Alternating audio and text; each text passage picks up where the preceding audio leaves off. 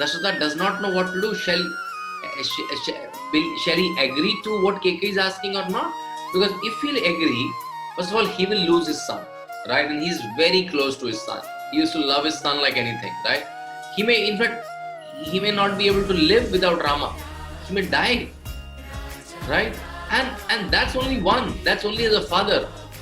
But Rama is chosen as the king by a lot of people. Ayodhya will lose such an amazing king, right? So he was not able to think what to do. Rama, I will lose my son. Ayodhya will lose a king. What to do, right? And what you would have done if someone like Keikei will ask for some weird demand, what you would have done? I want you to become Dasharatha for some time and tell me. Let's say, imagine you are Dasharatha and you don't have any signed agreement with Keikei, just a verbal promise. And Keikei asks for these two weird demands which are not good for you, which are not good for Ayodhya. Tell me practically, what will you do? Tell me practically.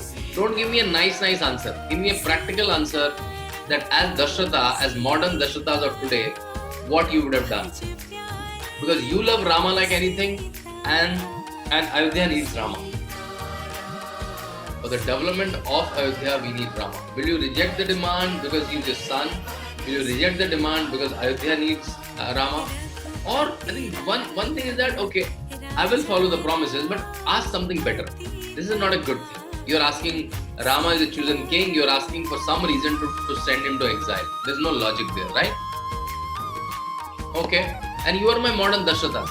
You are my modern today's Dasharathas. You're all Dasharathas for me for 5 minutes, right? Okay, so only 10-15% of you, 15% of you would have agreed to the demands. 85% of the modern Dasharathas don't want to follow the promise. And that's the difference between modern Dasharathas and the original Dasharath, right? You know what did Dasharath do? You know what did Dasharath do? Dasharath said, I know I'll be sad. I know I'll be sad. I know Ayodhya will lose the king. But promise is a promise. Promise is a promise. Once done, then you don't say what is the profit, what is the loss. In fact, Tulsi Ramayana says an amazing chopai, say Raghukul Reet Sada Chaliyai, Pran Jai Par Vachan Na Jai. You know what does it mean? That this is the tradition in his dynasty in Kosala Empire in the capital of Ayodhya, that the kings are ready to lose their life, but kings are not ready to lose their promise, right?